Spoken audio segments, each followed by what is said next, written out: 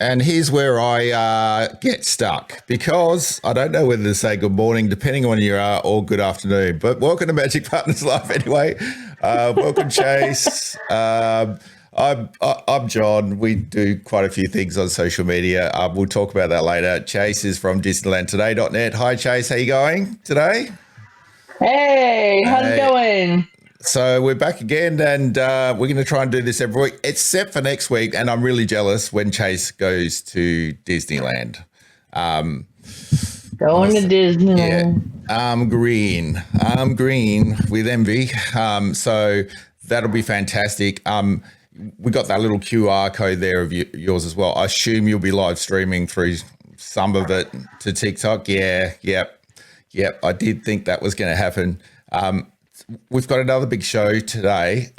We did go over the hour last week. I know a lot of you got to me on Facebook and said, it's too long. Like, you guys just talk forever. I'm like, yeah, well, that's what we do. But we'll try and keep it inside the hour this time. In fact, whether we talk faster or what we do, but we've got a lot to get through.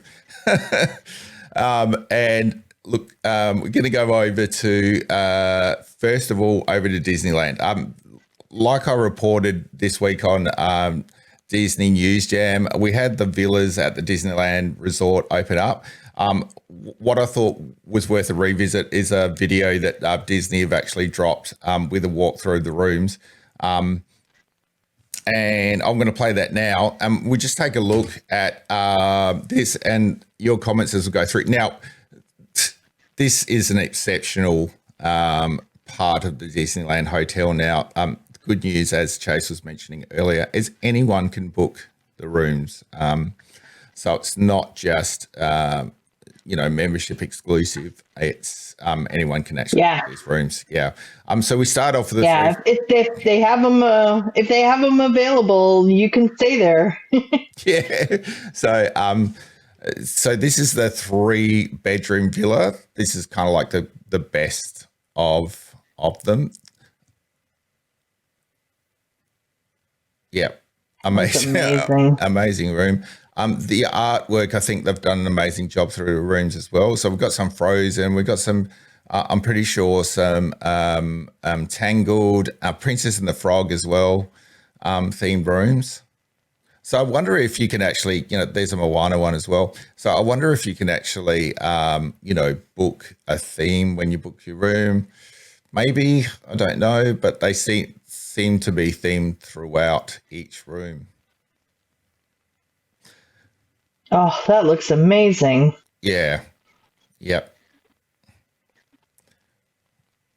Just, the towel art and everything. Yeah. So even the floors and the hallways look great. Lots of art. Carpet's awesome. You can almost smell the newness. This is that, I think, one bedroom. Ooh, yeah. Wow. Yeah. Ooh, wow. None of us can. I'd never want to leave. I'd never want to leave. I just want to move in and just this is my apartment now. What is it? You cry when you enter, you cry when you leave? Right. Is that the thing? Oh, Fantasia. Yeah. Anyway, look. Beautiful. So this is a great video to take a look at. I'll leave a link below to this video, which is on Disney Parks at the moment, the Disney Parks vlog. So I'll leave a link to that below. But what are you thinking about these rooms at Disneyland, Chase? Disneyland Hotel. Yeah, those look amazing. Yeah, those look beautiful. Because they've been, the work was underway furiously when we were there November last year. So they have been. It's taken them, what would you say, a couple of years Yeah, maybe something like that. But they stayed on schedule pretty much. Yep. So that's the villas at Disneyland Resort. And moving on, I wanted to talk about Well, last week we talked about the amount of money that Disney's sort of said they're going to spend over the next 10 years. We're talking about $60 billion. And we did talk about some projects, and we did talk about Disneyland Forward. But I wanted to, which is still in the process. We don't know many details yet. We've just seen a submission to kind of see if it's actually going to get approved or not. But one thing we did see lately was this. So we're going to get an expansion of Haunted Mansion. This got released a week or so ago. This is definitely going to happen. We've got an artist rendition here. I think we're going to get this in 2024. What you're seeing here is a gift shop and the mansion beside it. So this will be part of the Haunted Mansion. I would suspect maybe part of the exit. As you come out of the exit, you're going to walk past this gift shop. So that's really because great news. right now they just have a little kiosk filled with like stuff, and you could just buy a couple things right off the ride. I think this is a much better idea. Yeah, so do I. It looks great. I'm a big fan of that. The other thing they can do over there at Haunted Mansion is extend the queue. So we're going to get this sort of little walk through graveyard garden, would you say? So that looks really good as well. Because the Haunted Mansion over there in Walt Disney World has a sort of more extended queue. And I'm going to say it's a little bit similar to this, actually. So good to know that we've got something else to look at while we're queued up. The queues, especially at holiday time, like at Halloween when Holiday Mansion sort of takes over, the queues can get really long. So great to see we've got something else to look at. And then I wanted to go over to the courtyard they're going to build. This is across from Tiana's Palace. We talked about Tiana's Palace last week. Freshly opened restaurant there. This is going to be following on with the New Orleans theme. This is going to be a courtyard directly across from, and it looks like we're going to get a little stage and a bit of entertainment there as well. So, so these projects are definitely happening. So we know that. So we're talking about some of the spend here that Disney's planning very, very close to us. So we'll see this next year. So look, I'm happy to see that they're moving forward and doing some things at Disneyland as well. Of course, didn't include the photo of it, but over in Walt Disney World, they're going to create a pirate tavern, which is part of the, which is going to be sort of tacked on to the Pirates of the Caribbean ride over there. So that'll be really interesting to see. Hopefully there's some, characters and pirates in the tavern as well. But that should be really interesting. So, look, one thing we didn't talk about last week, Chase, was the parks around the world. So the Asian parks and also Paris. We have some major things going on in those parks. And the first thing that's going to open on the 20th of next month, of course, is this, which is Frozen Land in Hong Kong. This is a bit of an artist's rendition, and we have now reality. So looks awesome. It looks beautiful. Yeah. And here's a bit of a walkthrough that Disney just released. I'll put a link down below so you guys watching can take a look at this video as well. But I'm going to fly over there and the land, and we've got a ride that's coming there as well, which is Oaken's sled ride, which is outdoor roller coaster, which there it is there, which looks absolutely fantastic. The track seems to be similar to Mine Train at Walt Disney World, to be honest. Yeah. I think it does. That sort of technology, a bit of dark and a bit of, out in the open sort of ride. we haven't got any details. I haven't seen anything yet on that ride on YouTube or anything like that. I don't know if you have, Chase. Have you seen anyone ride through? No. So obviously they're Not saving yet. that for the opening, which will be really interesting. So a visit to Hong Kong at the moment, if you're planning one and you're going to go in November onwards, really good time to go to Hong Kong Disneyland. Personally, I've been down there. It was a very small park when I was there some years ago. They have, in fact, done a lot of things down there already. One of those things is complete remodel of their castle, which happened over the pandemic and launched, I'm going to say last year or the year before. So that park getting bigger and bigger and expanding. And I really think attention was needed over there. The next part we're going to move on to is, of course, Tokyo. Tokyo has Fantasy Springs coming. Fantasy Springs, I'll just bring some art up here.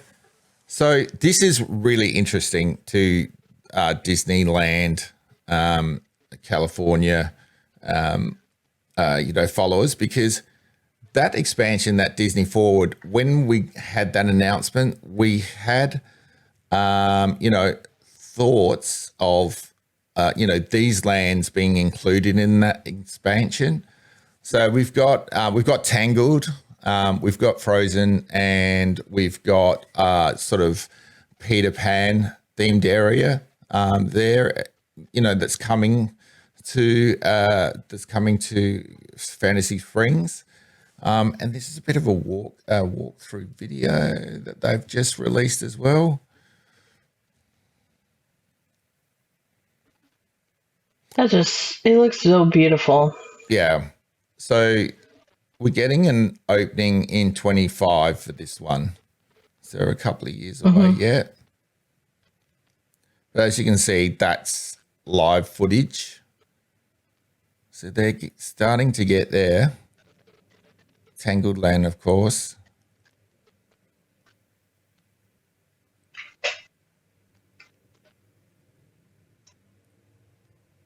Awesome. Yeah, and that's live footage there as well. So you can see they're quite the way along.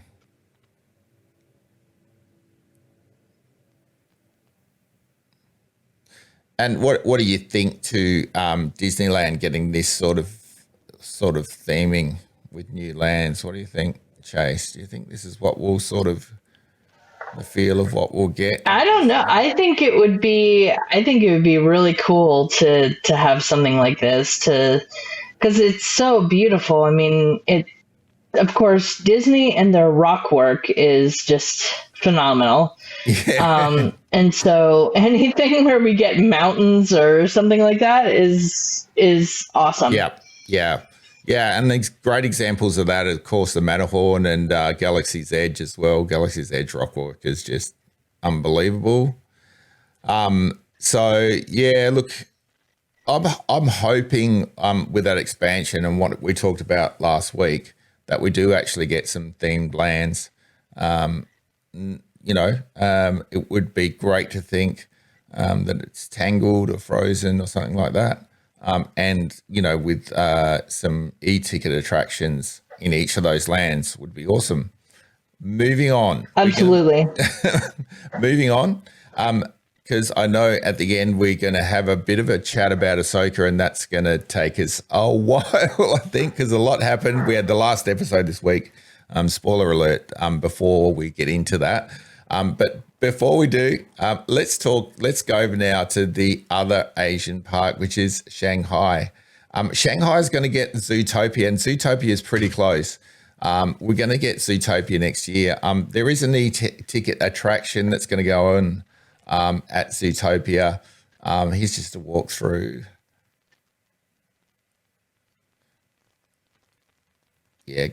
And the attraction goes through all the different realms of Zootopia. So there's that the what do they call it? The different the rainforest district and the Yep, tundra yep, district, yep, and it goes through all of them. So I yep. was like, that is going to be really cool.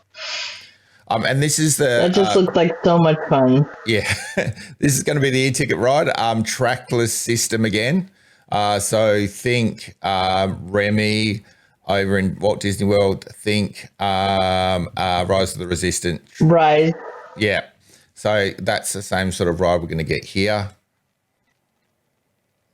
And it looks really good. So that's the e-ticket they'll open with. So that's Shanghai. We're going to get Zootopia. We are really happy about that. Makes us, I guess, over in Disneyland a little bit jealous, to say the least.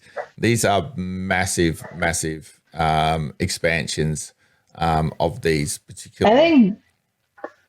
I think Disneyland is jealous of everybody right now. I don't think it matters which park. Yeah, because I mean, we need some new stuff. Yeah. Walt Disney World's had a couple of new rides lately as well. So yeah, it's Disneyland's turn, I think. But let's go over to Paris. So this is expansion going in Paris's second park, which is Hollywood Studios. And also out of Paris, they have, I'm going to say completely gutted the Disneyland Hotel, and they are renovating it from the ground up by the looks. Let's take a look at a video that we received very, very in the close past, I'm going to say, if that's even a word. But this is a new Disneyland hotel for you. Amazing stuff. Looks like they're a long way along. I would suspect we'll get an opening of this in the near future. I'd say next year, probably. Yeah. Yep. We were supposed to get an opening of the whole of this in Hollywood Studios for the 25 Olympics. Is it 25? 24 Olympics, sorry. But I don't think they're going to finish by then. I think it's more like 25. Particularly when we talk about the expansion, which we're going to see next. So this is the amount of land the expansion is going to be on. Some of the rock work they're doing.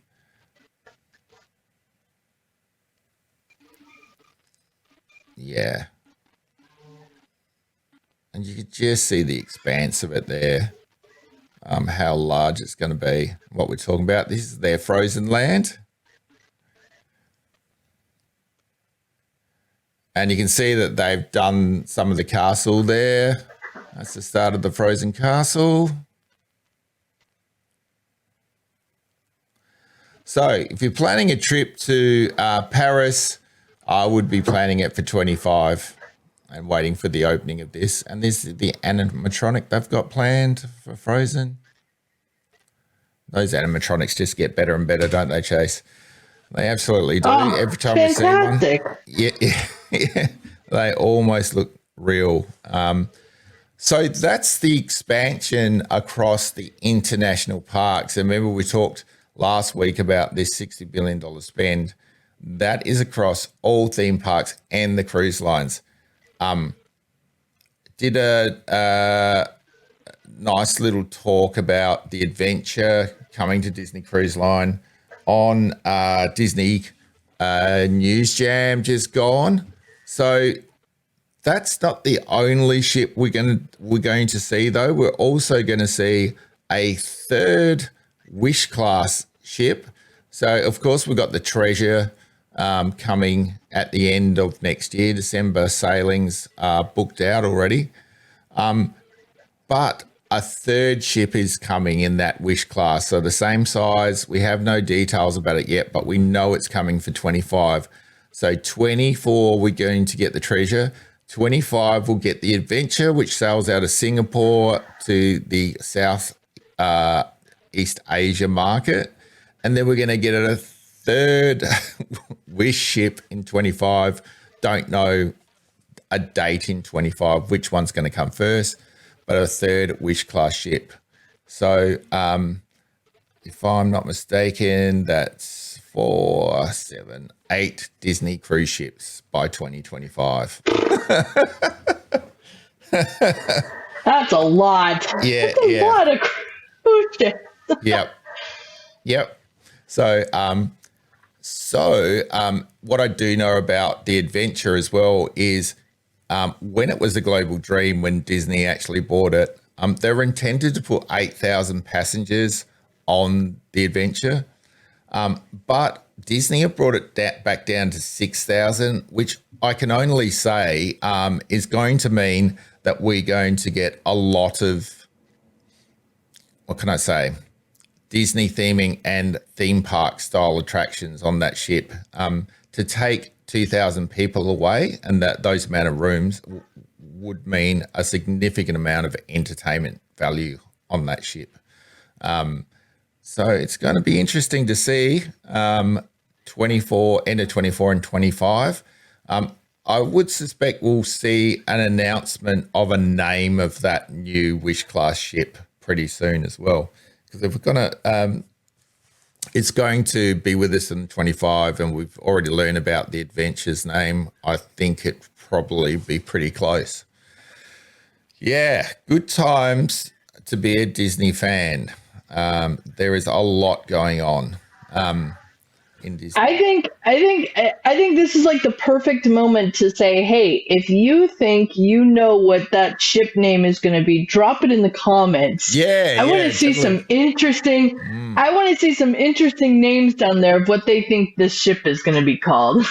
Yep. So the last three has been the Wish, Treasure, and Adventure. So what do we think? What do we think, guys? Leave a comment below and tell us your suggestion for that name. Disney Cruise Line as well. I mean, just for all people on Disney Cruising Australia, the Wonder is now cruising from Vancouver down to Hawaii. We're tracking it, by the way, so we are giving constant updates where it is. It will pick up passengers in Hawaii, spend probably a day or two there, and then it'll leave for Sydney after that. We'll be tracking it the whole way in. We'll also be there at 4 a.m. in the morning when it cruises through Sydney Harbour. So expect on the 27th to wake up to photos and video of that.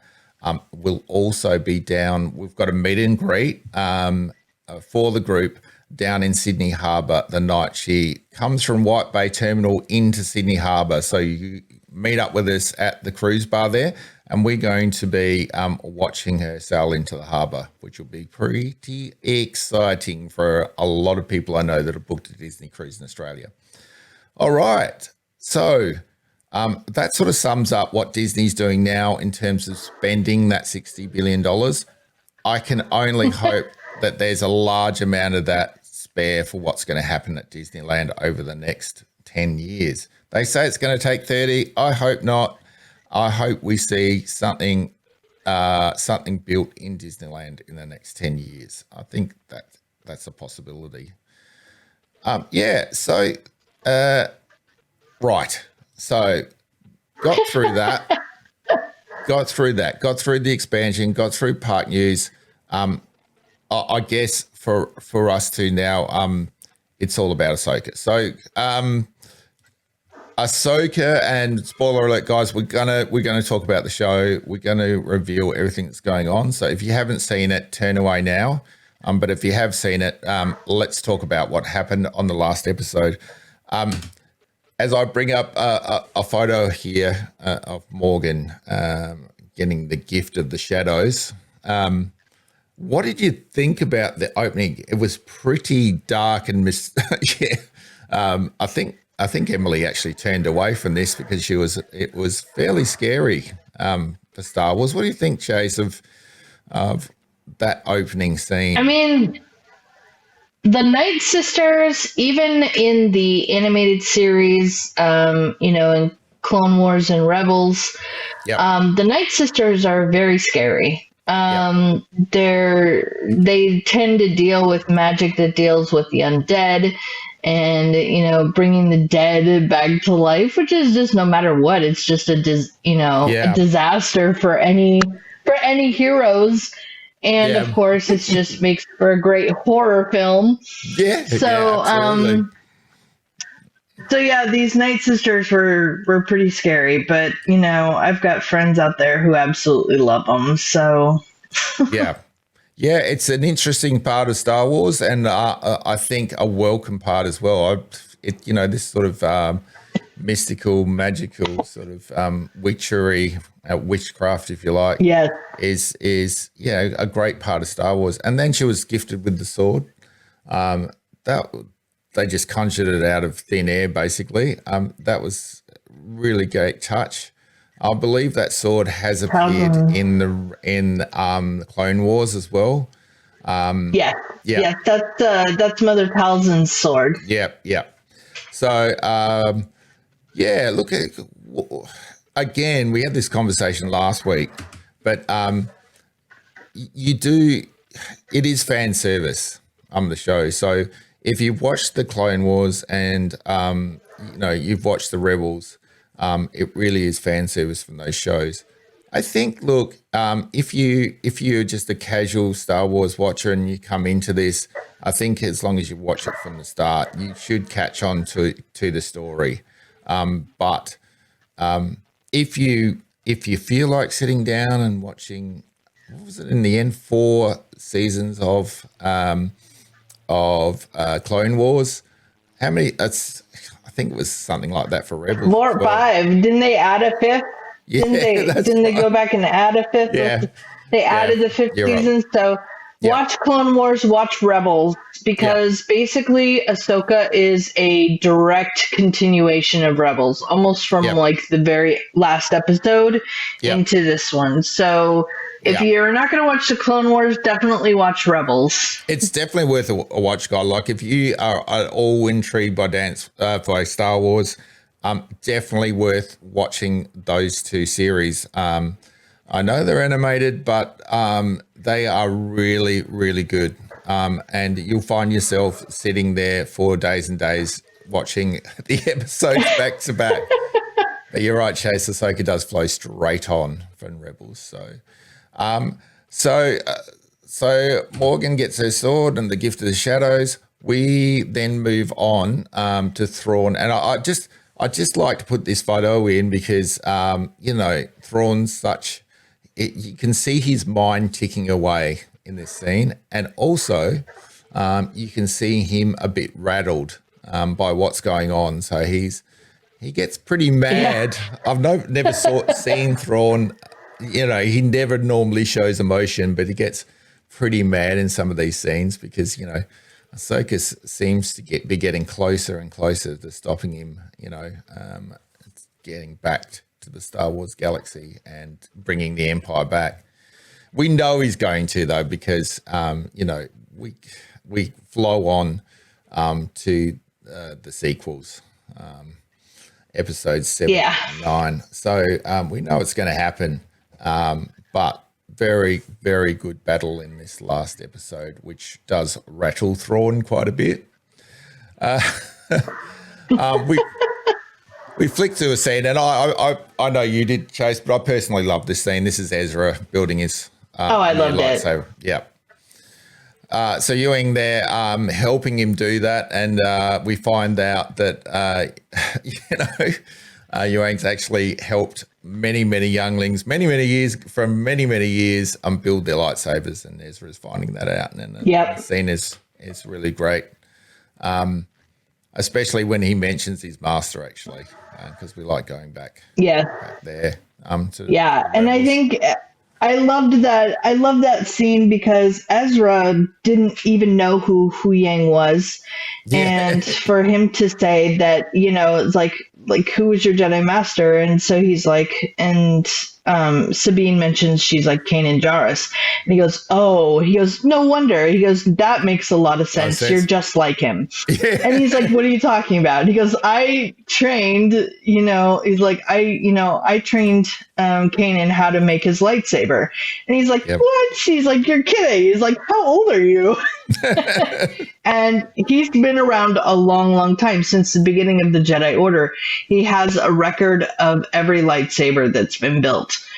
Yeah. So it's, he's a pretty incredible droid, and I've absolutely loved him through this entire series. And he even had the same blade emitter that Kanan had. He had a duplicate piece, which Ezra put on the top of his lightsaber, and it's also blue like Kanan's lightsaber. Yeah. So Ezra just has made it full circle, which is fantastic to see, and I love this actor so much. I think he has done a fantastic job at capturing everything about Ezra, from the voice to his mannerisms to, his, humor in a tight situation. But yeah, I was so happy with this casting, and I wasn't sure at first. I was like, I don't know. I was like, by the look of the holo, I'm not sure if I'm going to be into this. But the second I heard him start talking, and the screen chemistry with him and Sabine was just fantastic. I was like, this is perfect. They're perfect. Yeah. Like we said, like a completely perfect roll on from Rebels, with all the characters we just wanted to see. And yeah, we talk about fan service. Well, this really was fan service for the fans. And we know Dave Filoni's going to do that, which we just know that's going to happen. So moving on from that, we get a bit of an attack going on from two TIE fighters, which they cripple the shuttle, but then Sabine gets in and takes them out, which I haven't got a photo of here. Spewing I don't, because it was an awesome moment, and then actually crashes the shuttle as well. Right. Yeah. So, so we see that happen. So up till now, they were. Yeah, go for it, Chase. They were either. I was gonna add just that last part. They were either gonna come down on top of Ahsoka and the little shell creatures. They were either the ship was gonna drop on top of them, or she did that burst, and then they went over the cliff, and I'm like, oh dang! And I was like, and then they showed it wasn't as deep as it looked, and I was like, oh, thank goodness, because that would have been a really bad drop. Yeah. Yep. So of course the ship is damaged, and that brings us to a temporarily, yes, and that brings us to they have to go in on foot. This is a battle with a number of stormtroopers. Fantastic to see the three of them fight with lightsabers. I really did enjoy that part. And then, of course, Sabine not doing so well. Ahsoka asked her to use her blaster, which was a great scene. These characters have flowed on really well from Rebels. They've got, it's like it's them in real life, to be honest. So, yeah, I think these three actors are all doing a really good job of the characters. Then the Night Sisters, after all these stormtroopers are quickly taken care of by Ahsoka and co. The Night Sisters bring them back to life and turn them into zombies. First time I've ever seen zombie stormtroopers, here come back to life. Yeah, very interesting. What did you think of that scene? Did you did you like seeing zombie stormtroopers chase? Well, we can at least say that even as zombies, they're still not great shots. No, no. They're still not great shots, but it is creepy. It is creepy seeing a stormtrooper. Like, the only way that you could really get rid of these is if you take their head off.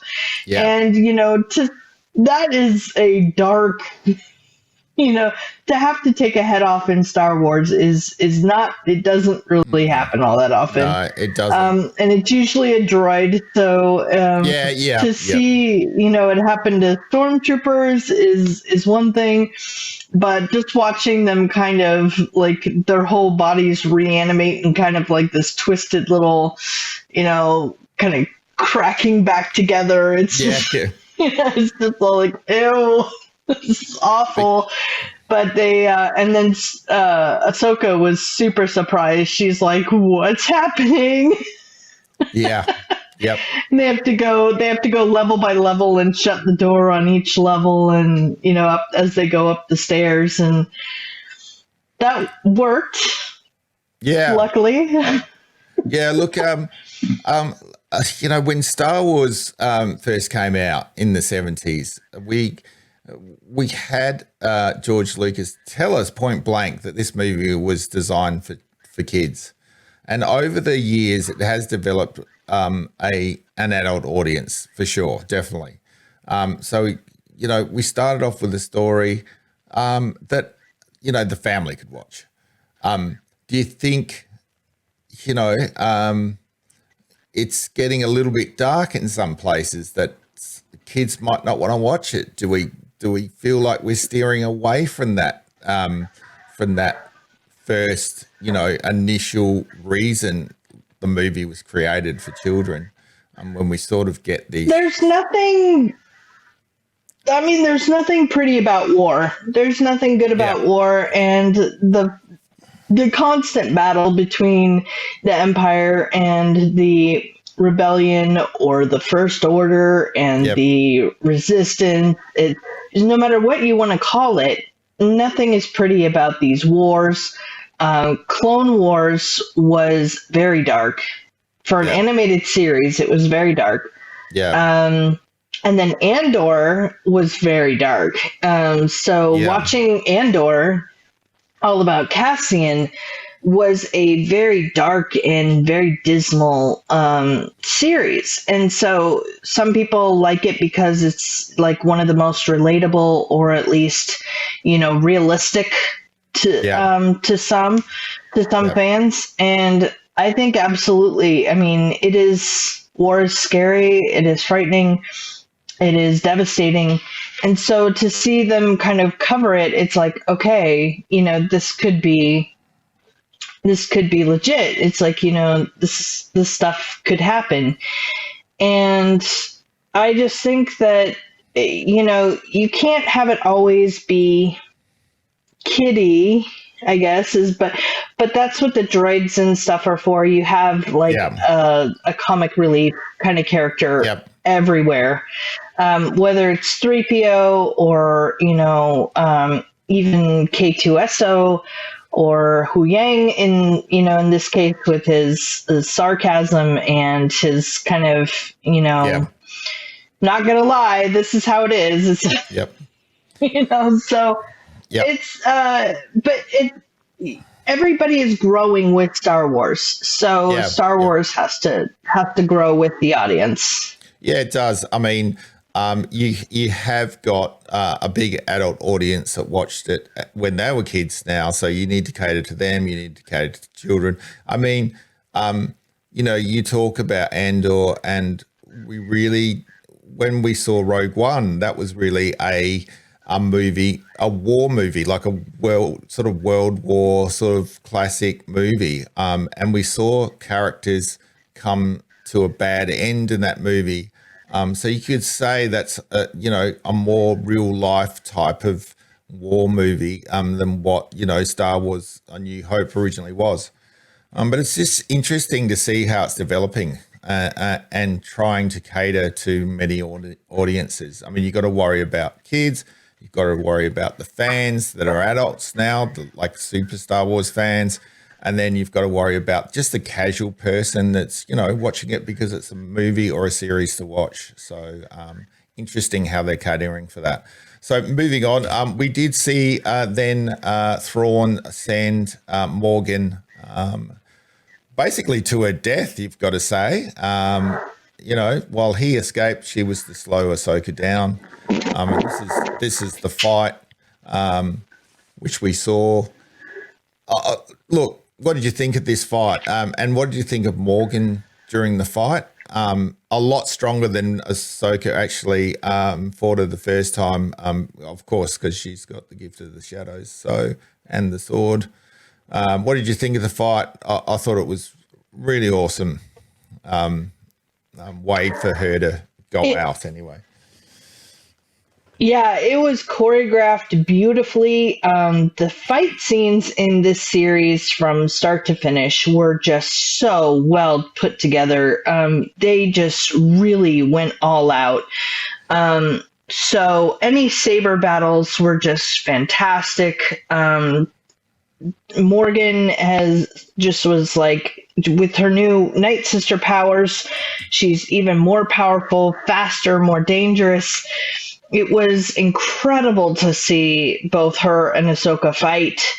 And the fact that, she was taken out, it's like, this seemed pretty final for Morgan, because they, not only did Ahsoka score her pretty good with her lightsaber, is she also, that whole thing came down, like Thrawn shot that whole platform down. So it crashed, and so there's probably not much left of Morgan. Yeah, that's right. And I'm jumping ahead there. Before I just noticed that her lightsaber's out. Yeah. Oh no, look at that. Yeah, yep. That's the sword, actually. So she picked Morgan's sword. Is it? Oh, okay. Yeah.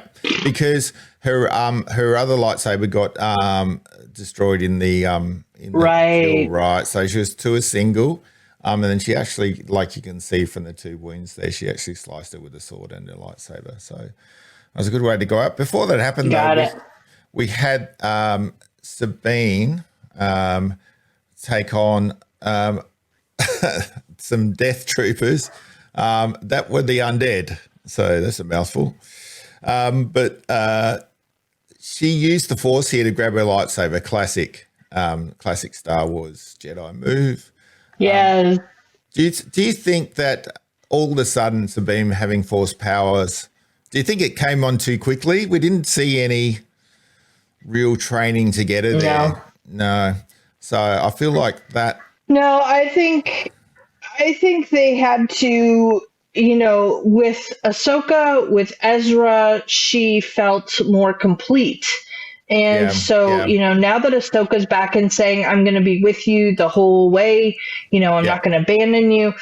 And with finding Ezra, that was all she needed to have the confidence to say, yes, I trust in the Force, that, everybody is here with me, that, she hasn't lost everything. If she'd gone completely to despair for losing her family on Mandalore, then she probably wouldn't be able to do it. But because she had Ezra, because she had Ahsoka, she had all of the, support that she needed to really put her trust in the Force. And I think that's what we saw. We saw her training all the time.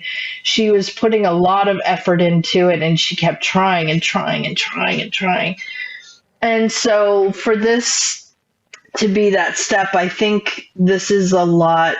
I think it was a lot more struggle, because this is, even though this takes place right after Rebels, it's still about 10 years after the original trilogy. Yeah, that's right. So, so she's been at it, and I just was so excited for her, because I was like, yes, you got it. You got the lightsaber. That was the first huge step. And then, of course, for her to, kind of leading into what we have next. Yeah. That was the ultimate trust of and ultimate trust and absolute faith that you have that combination. Yeah, and look, if for those who haven't seen the Rebels, Sabine actually has gone through a lot in that show. So we had since then, so we had the Purge of Mandalore. So that happened at the end of how we are here, Chase. So that happened at the end. The Mandalorian was they moved back into Mandalore. Yeah, so they have moved back into that Mandalore, but the Purge, I think, killed, I'm going to say 300 from the show, 300,000 people on that planet. Some of those people were her parents and her family as well. So her whole entire family got wiped out during that war. And that is very sad for her. And I feel like Ahsoka was really worried that rage would turn her to the dark side. And that was Wang was talking about when Ezra was building his lightsaber. So, it's interesting to see her development. It's probably the right time now for her to gain force powers. Rather than, through rage and moving on to the dark side. So I think Ahsoka has waited, until that happened, until she trained her further, because she was worried about her, sort of using her rage to turn to the dark side. Then we get to a really great part, I thought, and this was Ezra boarding the Imperial ship. So this was a force jump that we saw. And Sabine ended up pushing him with the force, and I really like this part and this bit. And it flows on to the fact that Ezra is the only one that's going back to the Star Wars universe, and he's leaving Ahsoka and Sabine behind. Interesting development. To see what goes on from there. I think as we see some closing scenes here to close out some of the characters, Ezra, of course, gets home, and we see him here with Hera and Chopper. So that was a really good reunion. I just wish they had have hugged or something in the end. I love the fact that the ghost was in the background there. Pure fan service again. Yeah. Who the crew member? There's one crew member that we didn't see. We saw him in Mandalorian in the last season, but we didn't see him sort of reunite with this cast, did we? And who is that character? Well, we didn't get Zeb. Zeb is, which it would have been really interesting to see Zeb get back with Ezra, because those two would fight for almost all of Rebels. It was they didn't really have like much camaraderie until like the end of Rebels. But Zeb is off training other Rebels, so it's like, he's training, but I'm sure, we'll see him in the second season of Ahsoka. Yeah, we'll talk about what we think is going to happen from now, whether we're going to go to a second season, what that'll be about, and also we'll talk about a movie that we hopefully will see soon, which will be Heir to the Empire. But I just want to talk also about Baylan. We see Baylan here with the father, the son, and of course the daughter next to him with the head chopped off. So that's interesting. But because the daughter is now, of course, inside Ahsoka. She was brought back to life by the daughter in Rebels, in case you missed it. This is a development that we thought was we sort of imagined this was going to happen, didn't we? Baylan's basically on a quest to find the father, would you say, or would you say he's trying to find the sun? I have heard it's the sun. Yep, yep. So interesting here because we know the actors pass away. Do you think they'll recast, or do you think we will see some scenes already shot with him on his quest?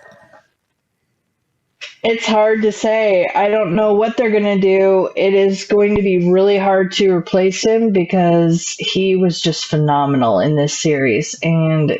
it's such a shame that we lost him because Balin had to be probably one of my next favorite characters in this that's new to this series. So it was so sad, and Yep. I don't know what they'll do to carry on the Balin Skull character.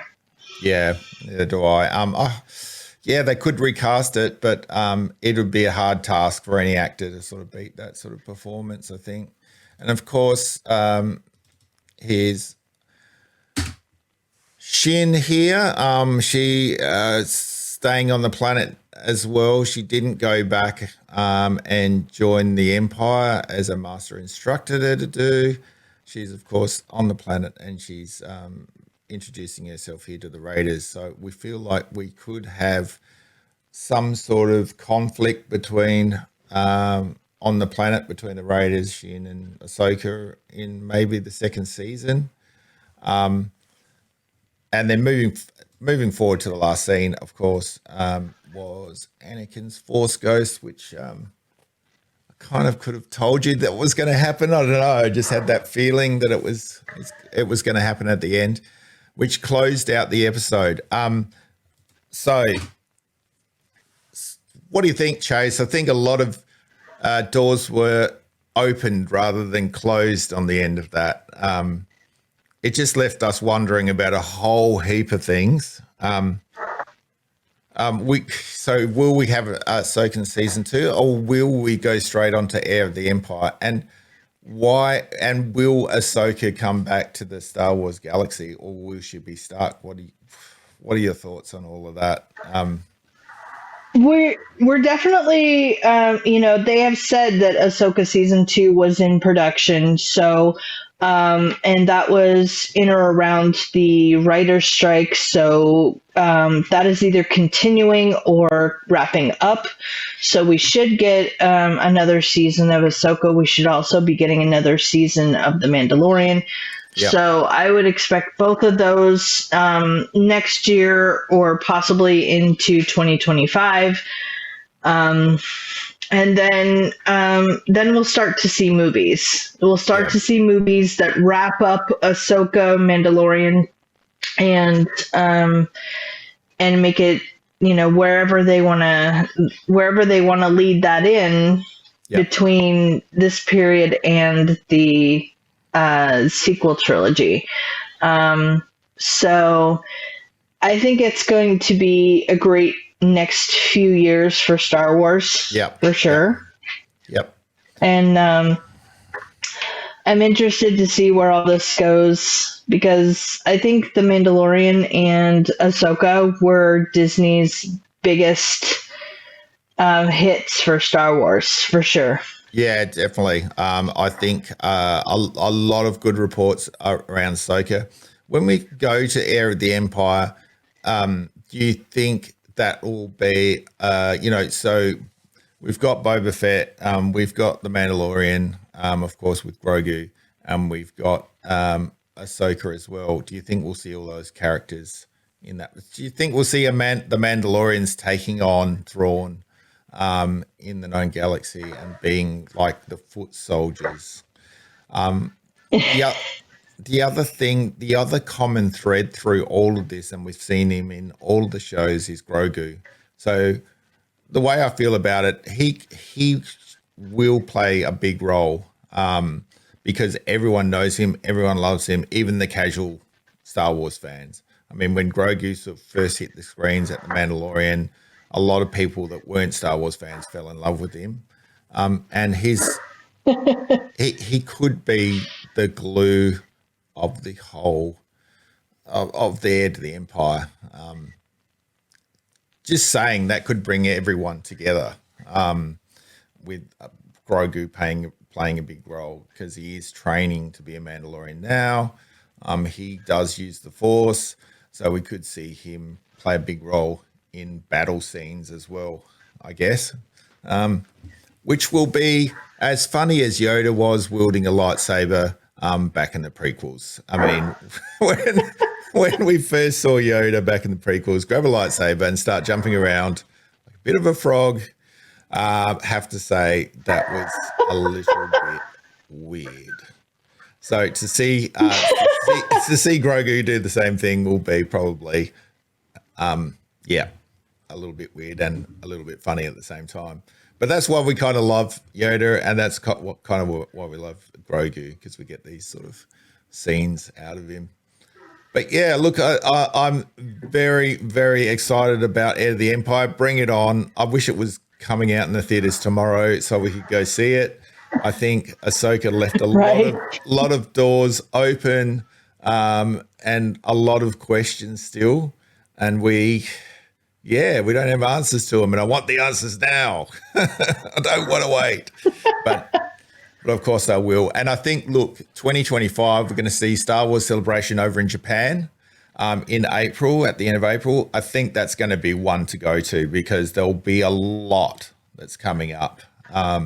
So if you're heading over to Tokyo, in 25, you'll be able to see the new expansion of Fantasy Springs over there, and also go to Star Wars Celebration. Sounds like a trip to me, anyone who's interested. And I know from Australia's traveling that a few of you have commented that you will be going to Tokyo for Star Wars Celebration. So that is lucky. Yeah, that is great news. So the last thing I wanted to talk about is something that is coming up for you this afternoon, and also for us in Australia. That is the new Marvel series, which in fact is Loki. So Loki is coming up. What do we know about what's going to happen in this series, Chase? Do we know anything? Obviously it's going to be a follow-on for the first season. Yeah, so we know that Kang has come back. We know that that Sophie was is it Sophie or I can't remember her. She was the one who brought him back. Yeah. And so now, Loki is going to be getting together with, his allies that he got, and just jumping from timeline to timeline, trying to stop this guy. So we're going to see a lot of cool multiverse jumps, I think, for Loki. And we're going to see these characters come back in their multiverse forms. But I think I think this season is going to be a lot of fun. I was not a huge fan of Secret Invasion. It was dark. It was very dark. And, you've got, Nick Fury, and, there was a lot of death and destruction, and, but I think Loki is going to bring us back into full swing with, what it was like to watch the Avengers. And I love Tom Hiddleston. I think he's a fantastic, Loki is amazing, with Tom. And so I am very, very excited to see this series. And so, it should be on in just a couple of hours. I think it premieres in just a few hours. So, I think we, as we record this, of course, it's Friday for our Saturday release, but we're going to get it today in Australia about 2 o'clock. So I guess a lot of you, by the time you see this show, would have watched the first episode. We certainly will have. We will be reporting on that. as soon as you get back from Disneyland. So what I'm going to say to you folks is that we will not have a show next week. You're going to Disneyland. That's a really good excuse for not doing the show next week. What do you think? What do you think you're going to do once you're over there? What are you looking forward to in Disneyland? Oh, I'm gonna see. I'm gonna get to see San Francisco in person. Maybe hug Baymax. I'm going to definitely, hopefully, spend more time this time in Avengers Campus. I never get to spend enough time there, and go see the Gingerbread House and the Haunted Mansion Holiday. Get to enjoy all the rest of the Halloween stuff. And we're going to try and catch the last remaining days of Magic Happens. Yeah, that'd be awesome. And that's going away with, we haven't heard of any return yet as well. Of course, we're going to get the Christmas parade, the holiday parade back very, very soon. That's one thing we didn't mention and talk about. Holiday seasons coming up at Disneyland and Disney World. We will talk about that when you come, the show after you come back. And I'm going to do a brief overview of what's going on in holiday season for both Walt Disney World and Disneyland this week on Disney News Jam. Really looking forward to seeing how it goes down there. Halloween season, of course, is a fantastic time, and Avengers Campus, like you say, has that new store as well. I believe it's the Vault, they're calling it. So that should be awesome to see as well, and go inside there and see what they have to offer. It looks pretty good store. The big store, Avengers store, they had, I'm going to say it's sort of halfway through the entrance of DCA. That was quite a large store, which has closed now that the Vault's open. Just before we go, your thoughts on what they might do with that space? Do you think they might bulldoze it for another ride? Do you think that will turn into a space for what they were talking about with what's over in Disney World and in Animal Kingdom? And do you think that's a space where we might see some blue people walking around, which they were talking about earlier on in the year? It's interesting to know because that is quite a big space. Have you been in that space before and looked? Yeah, so it is quite a large space. If they were to bulldoze that building, we could see, anything happen in there. And we talk about expansion. That's a big space for expansion. What do you think? Do you think that's a solid idea? Because I've got Hyperion Theatre. If they want, they wouldn't turn into a theatre space because we've got Hyperion there, which is closed again. So we should be seeing something happen there as well. But that could be an ideal space for expansion, for something new. But we just have to see what happens. Yeah. They're talking about bringing Rogers the Musical back to the Hyperion, which would be great because I didn't get to see it, and I really, really want to. Yeah. So the talk is we may get Rogers the Musical back at Hyperion, but I really don't know what they do with the vault. I had been in there once, and it's massive. It's like a huge warehouse, so I don't know what they do with it, but it is a pretty cool spot. I don't know how much room there is for an attraction, but there would be something you could probably put there that would be really cool. Yeah, because they have been talking about the Blue People or Avatar, some sort of immersive space, and they didn't mention a land, so maybe that will be an ideal place for Avatar. Who knows what they could repurpose it for, but it has been a sort of in limbo a little bit. When you talk about in limbo, you think about Rainforest Cafe now as well, with the Star Wars sort of store out there in and you think that maybe that will turn into something. Originally it was going to be a hotel they were going to build there, then they decided not to. It was a really sad day to see Rainforest Cafe go because a lot of people liked it there. Yeah, it's interesting to see because there's a lot of potential around the park for expansion. And then, of course, we know they're looking to Disneyland forward, but there's little spots here and there that they still have land to do different things. So hoping we get some sort of expansion coming up. And of course, Tomorrowland, they always talked about some sort of makeover expansions. Tomorrowland, we haven't seen anything really happen there. So hopefully, if we can get like a Tron coaster or something like that happening there, that would be fantastic as well. But we'll see what happens in the future. But anyway, once again, we've gone over the hour mark. Sorry about that, guys. Really am sorry. We can't help ourselves. But we will be back in 2 weeks' time. Chase, of course, going to Disneyland. We'll see you in a couple of weeks. So thanks for joining me again today, Chase. Go over to DisneylandToday.net for all the latest info and news on Disneyland. And also, it's a great idea to go over to Chase's TikTok because, like we said, he's going to be in Disneyland and there will be some live streams. So definitely go over that. I'm figuring we're going to definitely get it. It's a Small World ride, so love it or hate it, we always tend to get that from Chase.